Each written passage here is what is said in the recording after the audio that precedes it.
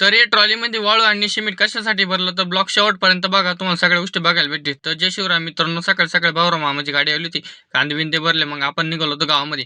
गावामध्ये गेल्यानंतर ना आपल्याला पहिल्यांदा दूध घालायची ड्युटी होती. दूध घातलं, दूध घालून आपण आहे डायरेक्ट आहे ना किराणा दुकानमधून आहे ना एक शॅम्पूच्या पुड्या वगैरे घेतल्या. आपल्याला डोक्याला लावायची होती. मग तिथून आपण डायरेक्ट मृगेश्वराच्या मंदिराकडे गेलो. सगळ्या देवांचं दर्शन वगैरे घेतलं. मग आपण डायरेक्ट घरी निघालो घरच्या दिशेने. घराच्या दिशेने निघता निघता ना आपण घरी पोहोचलो.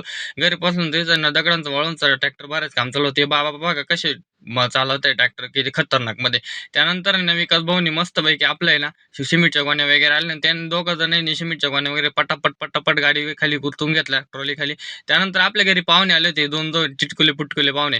त्यानंतर मस्तपैकी आपण आहे ना ट्रॉलीमध्ये अँगल वगैरे भरले, कारण की आपल्याला ना घरापुढं अँगल करायचे होते. मग अँगल वगैरे पसरून घेतले ते माणसांनी.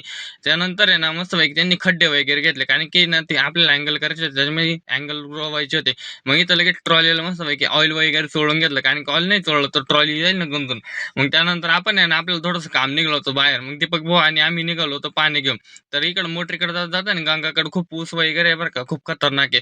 त्यानंतर ना आम्हाला एवढं गबाळ्यातून जावं लागतं बरं का मित्रांनो, शेतकऱ्याचं जीवनच असं एवढं खतरनाक राहतं.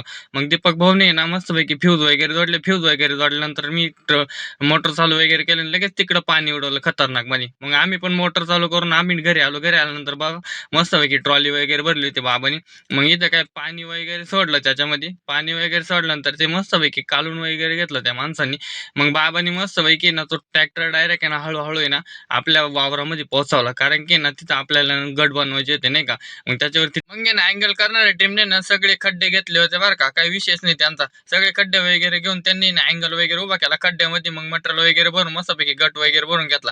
आता शुभ कार्य म्हटलं आपल्याला त्यांना पूजा वगैरे करावंच लागलं. मग दादासाहेबांनी मस्तपैकी ना देव वगैरे बनवून आहे ना गुलाल वगैरे टाकून फुलं वगैरे टाकून दीपक भाऊ यांनी मस्तपैकी अँगलची पूजा वगैरे करून दक्षिणा वगैरे ठेवून नारळ फोडलं. मित्रांनो मी 15 दिवसाचं चॅलेंज घेतलं. 15 दिवसामध्ये आपल्याला 200 फॉलोअर्स कंप्लीट करायचे फक्त जातात, तेवढं आपल्या आयडीला फॉलो करून घ्या.